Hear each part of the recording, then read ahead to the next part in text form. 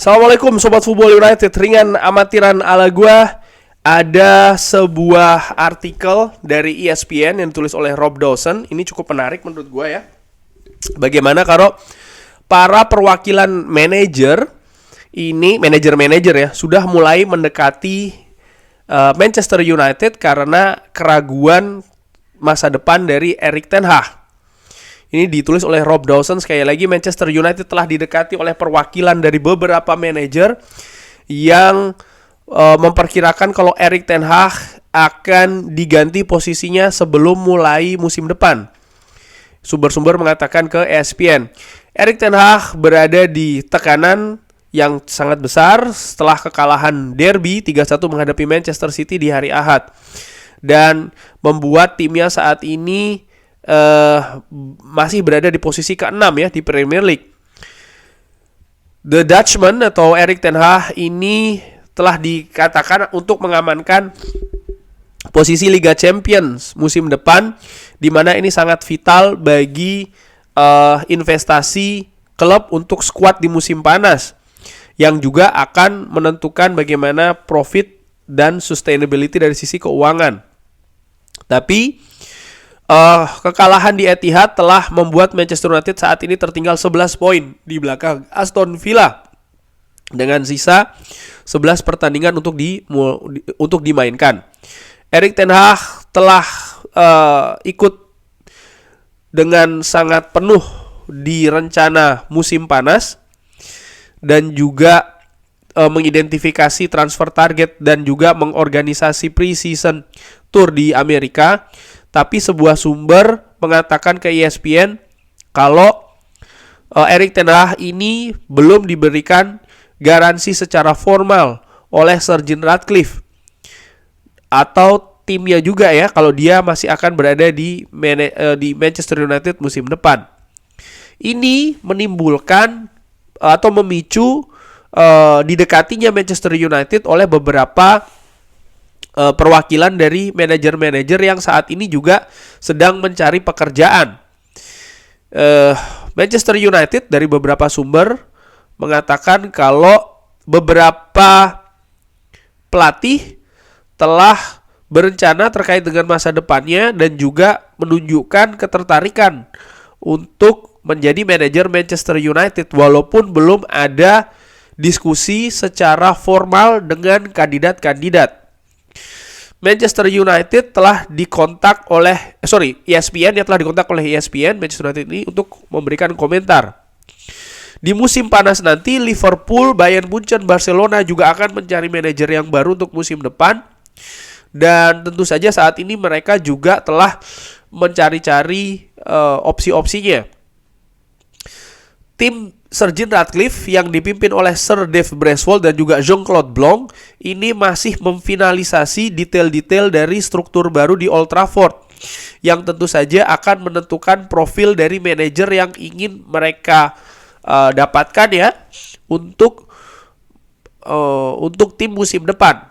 Omar Berada telah dikontrak atau dipekerjakan dari Manchester City sebagai CEO yang baru, dan Dan Ashworth ini masih dalam periode gardening leave dari Newcastle United karena ada ketertarikan dari Manchester United untuk membuat dia menjadi sporting director yang baru. Erik ten Hag kontraknya akan masih berada sampai 2025, dan ketika ditanya mengenai pertemuannya dengan Sir Jim Ratcliffe selalu mengatakan atau telah mengatakan kalau dia percaya dengan saya.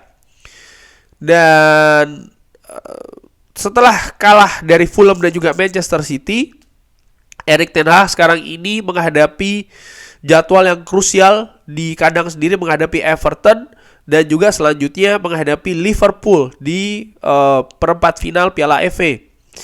Kunjungan Liverpool ke Old Trafford ini setelahnya akan diikuti oleh international break, dan setelahnya akan menghadapi Brentford di bulan Maret tanggal 30 ya.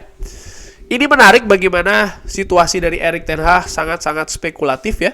Menurut gua masih belum bisa ditentukan sekali, walaupun ada pihak-pihak yang mendekati Old Trafford, artinya mungkin pihak-pihak perwakilan dari manajer, tapi uniknya Manchester United belum memberikan tanggapan terkait dengan hal tersebut, belum memberikan atau informasinya ya, belum akan mengadakan pertemuan dengan kandidat-kandidat karena Manchester United sampai dengan saat ini masih fokus untuk memperbaiki atau mengisi atau membuat ya struktur yang baru di manajemen, yang menurut gua jauh lebih penting daripada mengganti ataupun tetap memperkerjakan manajer yang saat ini. Karena tanpa struktur yang baru, tanpa struktur yang kuat, tanpa struktur yang memang lebih baik ya dari sisi sepak bola, Manchester United menurut gue tidak akan kemana-mana, hanya akan mengganti manajer setiap beberapa musim dan akan seperti itu terus.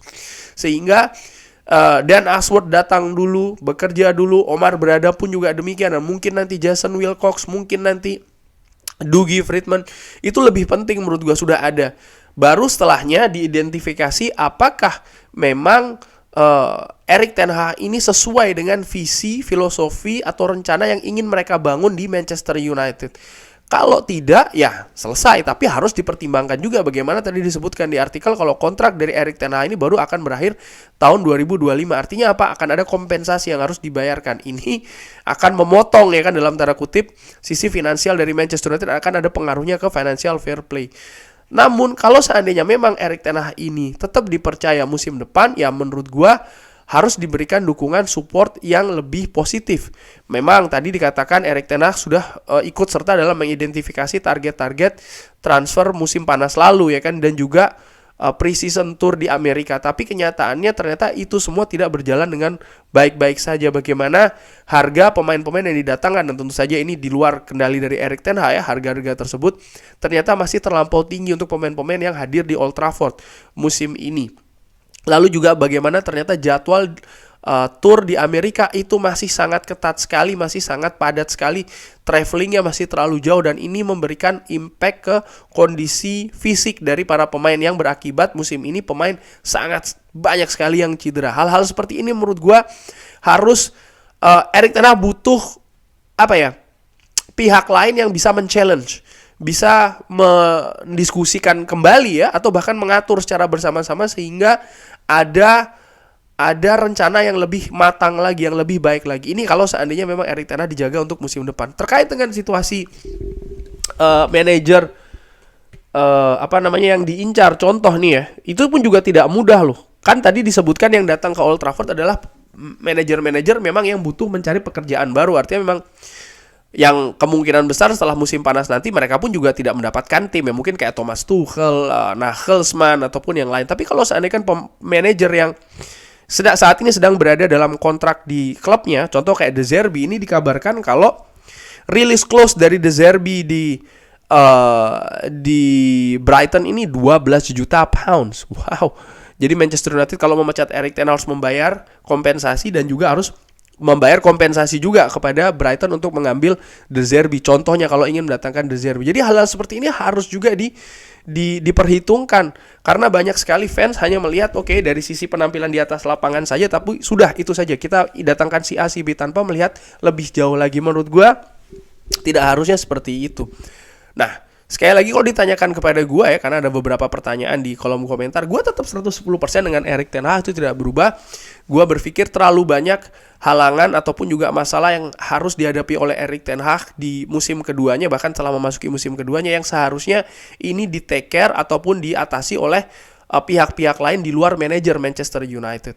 Nah, dari situ gue berpikir memang butuh ada support yang lebih kepada Erik ten Hag. Dan kalau seandainya itu didapatkan oleh Erik ten Hag, kita lihat di musim ketiganya. Kalau seandainya dia berperforma bagus, lanjutkan. Kalau tidak, selesaikan tanpa harus membayar kompensasi.